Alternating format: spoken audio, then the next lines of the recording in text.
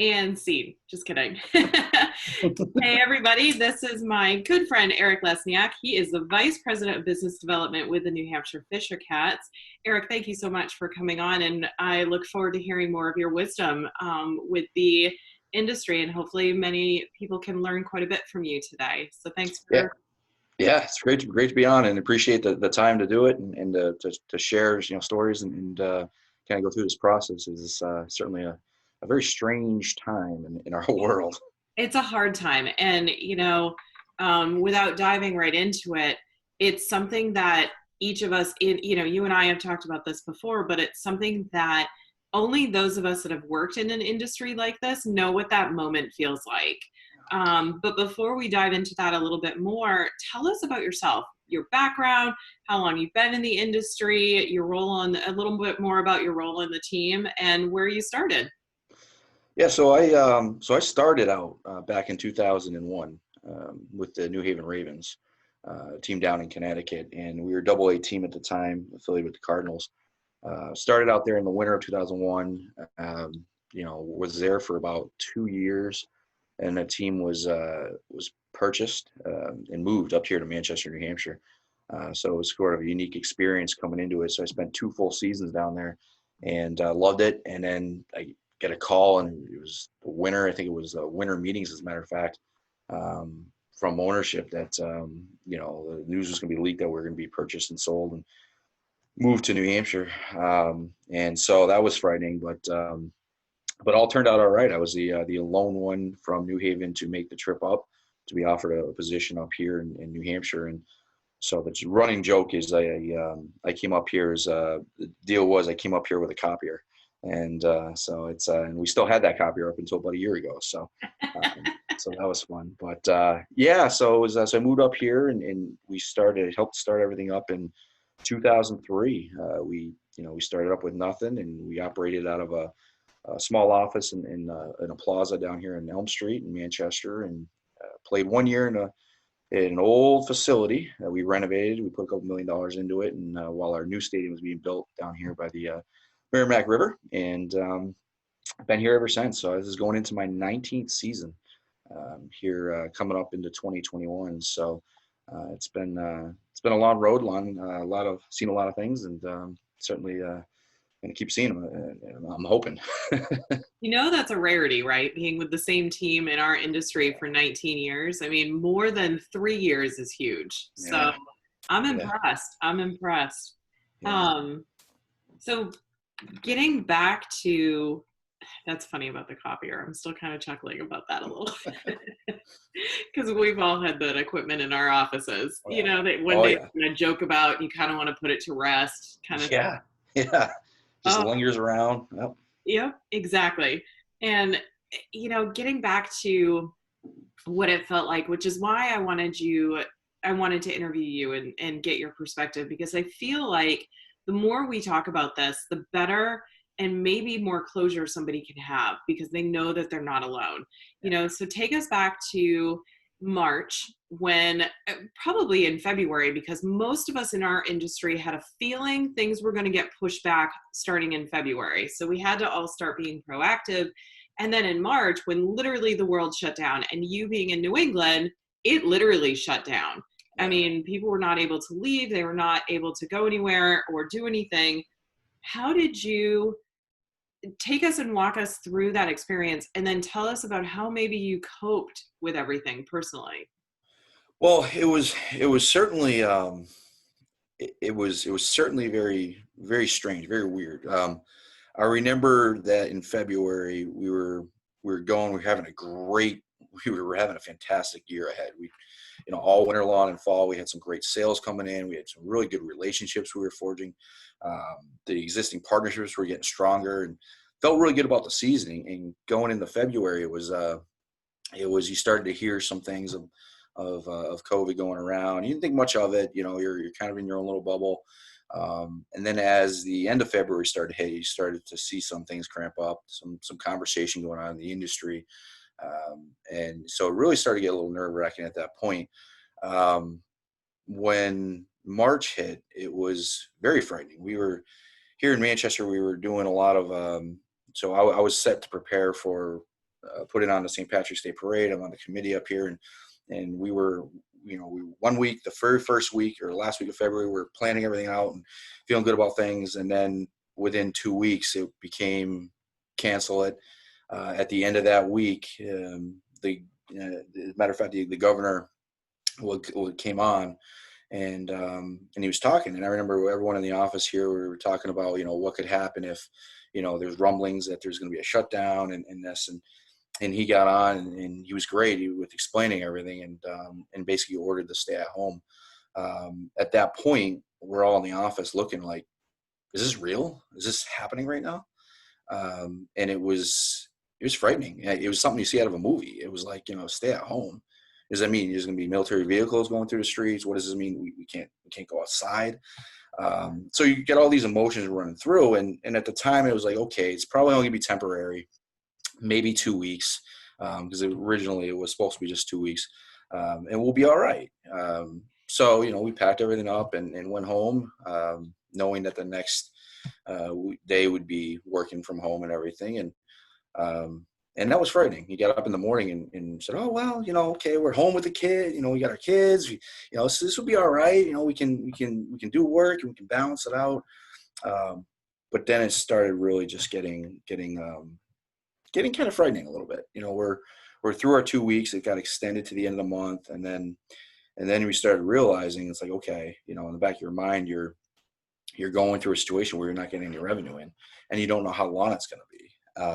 You're still holding out hope that, at the end of, your end of March, you're still holding out hope that, okay, well, we'll get back into it in late April, May. At the same time, Major League Baseball was talking about getting together and starting up, and I think everyone was getting wishful a little bit, and then it started dragging on. And when that started happening in April, I've been doing this long enough where I'm like, okay, well, we're not bringing any revenue. There's got to be a time where we're going to start to look at, furloughing and laying off, and just for the business aspect of it to keep going.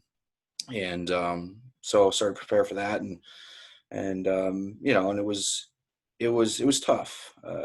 We ended up furloughing employees and coworkers and friends, and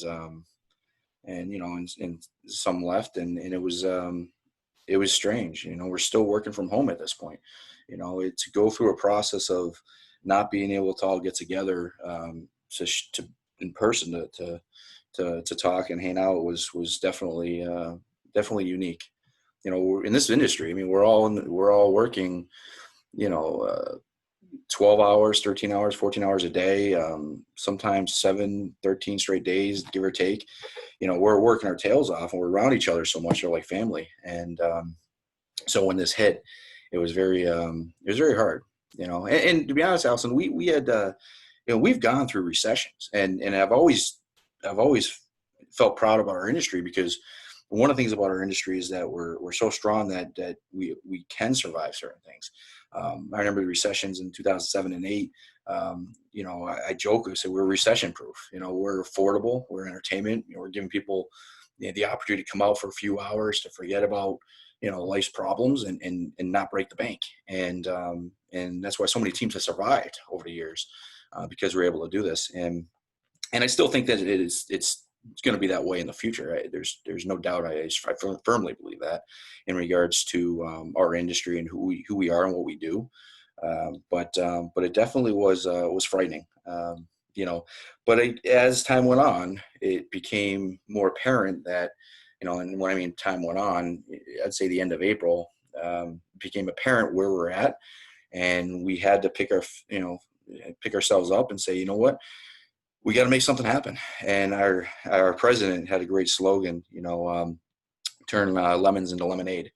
And that became our team motto. And so we started to kind of band together and say, okay, well, there's no baseball right now. We may have it during the season. We may not. But here's what we got to do. We got to go out and find creative uses of the ballpark. So if and when the stay-at-home's lifted and restrictions are lifted, we can be ready and have protocols in place and safety procedures in place, and get the necessary approval by the health department, the city, and everyone else to move quickly and be able to put on something.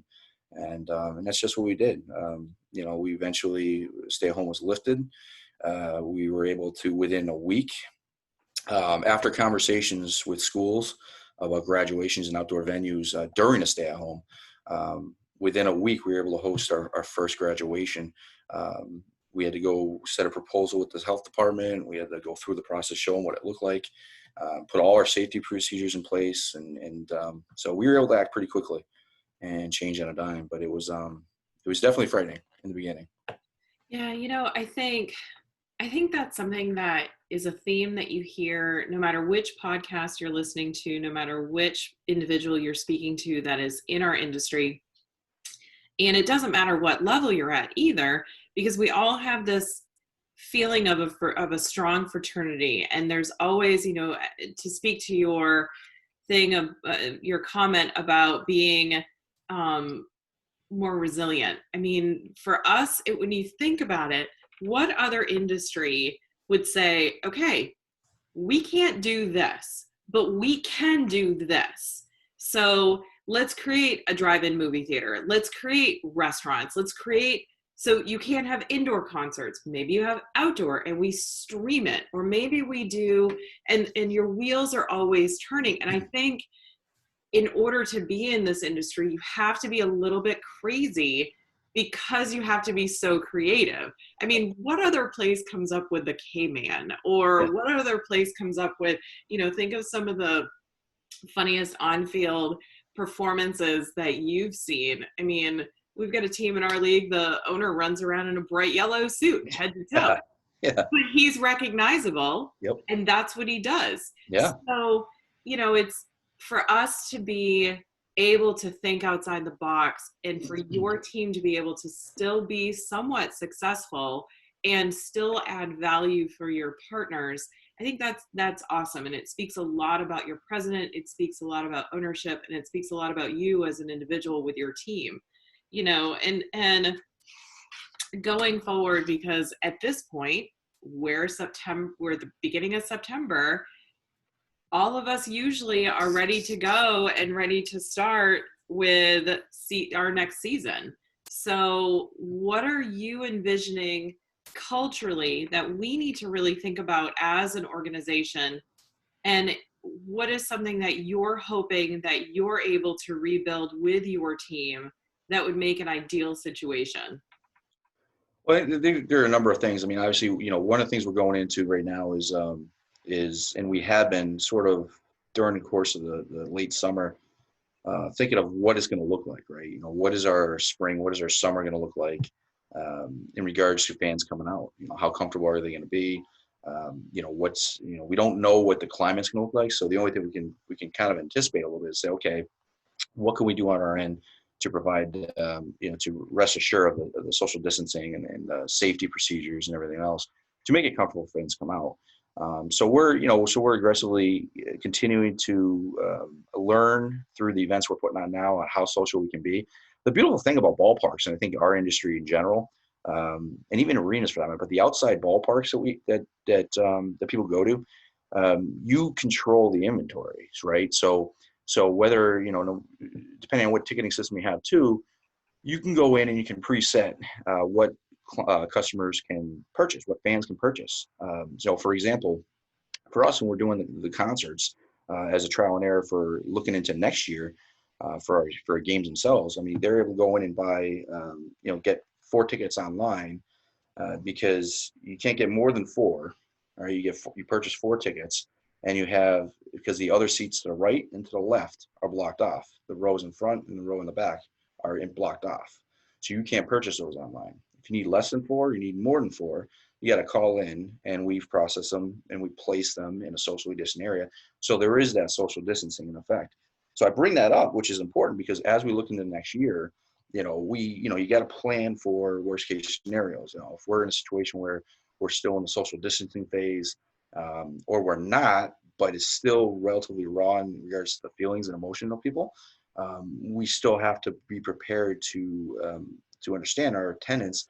Whereas our park is 6,400 seats, we got to be cognitive to the fact that we may be cut down to 2,700 that we're going to sell because we're going to space everyone out and still give them that level of entertainment and sense of security regarding the social distancing. So by going through these processes now, it's allowing us to say and feel comfortable anticipating a good way to work with it during the season. And I say that because as we're on the phone with our season ticket holders now, our potential new partners, as well as groups, we're going to be able to show them in real time of how we're doing it and how we're doing it in a safe manner based on what we've done with other events, graduations and concerts. If we hadn't done that, it's a little tougher. We'd be scrambling a little bit. It would be a little tougher to see what it would look like. But now we can really have a great conversation with our fans and provide that safe venue for them, and peace of mind, because no matter what happens next year, people are going to be, a little bit cautious of coming out to various events, not just us, but anywhere, right? And they're still cautious about going out to places, restaurants, and other areas. But it's providing those, it's showing them what we're doing to create that psychological aspect of being safe and secure, and I think that's going to help the most in a challenging world. One other thing I just wanted to touch on too that I didn't touch on earlier, and this is for everyone who's going to be watching this as well, is when we started to go through this pandemic back in April. I mentioned how it was a weird time and there was a lot of fear going on. One of the things I did to cope with this, the uncertainty and just the nervousness of our industry and what we're going through, was the community aspect. Mm-hmm. So one of the things that I was able to focus on was to go out within our community, as an individual and as a representative for the organization, and just, visit some of the restaurants and businesses, small businesses that were still open, albeit limited, and just, visit their establishment. I was able to provide social media content to go out there and just, encourage people to go down and purchase items at this, whether it's a restaurant, a bookstore, whatever it was. And I was able to put it on social media. And I was able to, by doing that, I was creating a vehicle for those small businesses within our community, both partners and non-partners, so that the community itself can see the hours that the establishment is open, what their offerings are, just so they know. Because going through the early process of it, people thought everything was just shut down. No one knew what was open, what wasn't. But by doing this each and every week, it sort of created a following. And again, it was with partners and non-partners, and it was on my own and as well as representing the organization. And what it had done was it brought together the community, and in more ways than one, it got people to go out there and they were tagging themselves at that restaurant, promoting that restaurant in itself, buying, food and beverages to go, books to go. Everyone's inside, so they're buying puzzles for the kids and games and stuff like that. So I would say April, May, June, July, over the last 4 or 5 months, I've been doing this, and it sort of fueled my passion for, what we do as an organization, and our commitment not only to our fans, but our commitment to the community. So in our industry overall, wherever you are, you have a commitment to your community as well. And during times like this is when it matters the most, because you go out there and you do it for the right reason. You're not doing it for the advertising. You're not doing it for for the benefit of the organization per se. You're really going out because you want to build that stronger brand and stronger presence. Now, the other thing too is that when these times get better, everyone remembers people who help them. Everyone remembers when times were tough, who's there for them. And one of the things I continuously get are the thank yous for helping them get their word out of their business and helping drive business. And I still do it to this day. I still go out there and post on social media about some new items coming out in a restaurant. Please visit these guys. Here's your capacity. And I got a really nice email last week from someone who is not a partner. It's a small restaurant, and there's a great email about how appreciative they are for the support, especially back in April and May, and when they were allowed to reopen, and it was just takeout only. It helped. So it's sort of during those times that are really important. That I think that in our industry, as we go through this, you can still get out there and help. You still make a difference in your own community, and it resonates. And that's what we're here for. And that's one of the proudest things I think our industry that we can hold on, is that our organizations, no matter where we are in the country, we do help these communities. We're not just a baseball game or we're not just a basketball. We are physically making a difference in our own communities in a positive way. So it's important. No, I So agree yeah, so I wanted to just start touching that, 100%. Allison. No, that's beautiful because that is exactly the essence of what minor league baseball is supposed to be. We are a unique platform that we are not, at the majors level where everybody is they've already hit that and they're strong and they're already there and they're the epitome of all these athletes are somebody that you look up to and so forth. You get to our level and we are the community. We're the reason that people read the extra books to get the free tickets to go to the ball games. As we are the reason that if we can use our platform in the right way like you did, I think that's absolutely beautiful and it's the right thing to do. Something that I had a former boss of mine that used to say this all the time: you can't go wrong doing right. Yep. And the more we do that, the more you can receive in the long run, but that's not why you do it. And Yep. I think that selfless way of handling things is pretty awesome. So just to kind of wrap this up, what's something different that you did during COVID? Maybe learned ballet, new books, did something fun? Because I mean, personally, I learned the get up because I figured you needed to learn a new dance because we dances in Yep. in this industry. So Yep. Yeah, there was a few things. One, it's kind of funny actually. We working in the industry, spring and summer, being full season, the yard tends to be forgotten. So it becomes a desert in certain aspects. There's some weeks you come home, the grass is so high, you gotta, fill up the gas in the lawnmower twice. So I was able to focus on the lawn. Oh, it looked great. I mean, it was the best it's ever looked. Green. I was able to grow a garden. It was perfect. And then, obviously it was missing it. But so I did that. Built some birdhouses too. Read a lot of books. My son and I and my wife, we went on walks. At what point in spring and summer do we ever have a chance to go on walks? So we were walking every day. So that was good. So there's just a lot of fun and unique things we were doing. I mean, obviously everything was constrained to the house, really, and just a smaller neighborhood. So, but yeah, so it was good. I think I focused a lot more on the outside area, yard work, and tried to find some creative ways to keep the chipmunks away from the garden. They were out in full force, but it was fun. It was that portion of it was relaxing in the sense of keeping my mind off everything else for a little while and focusing on, some good things with the yard and stuff. So, yeah. no, that's awesome. Erik, thank you again. And I will go ahead and put your LinkedIn contact info. So if people Yeah. have any additional questions for you, they can ask, but please feel free to use all of these places as resources. You're not alone. All of us are in this together and we're all working together with the same purpose. So thank you Yeah. again, Erik. I appreciate you.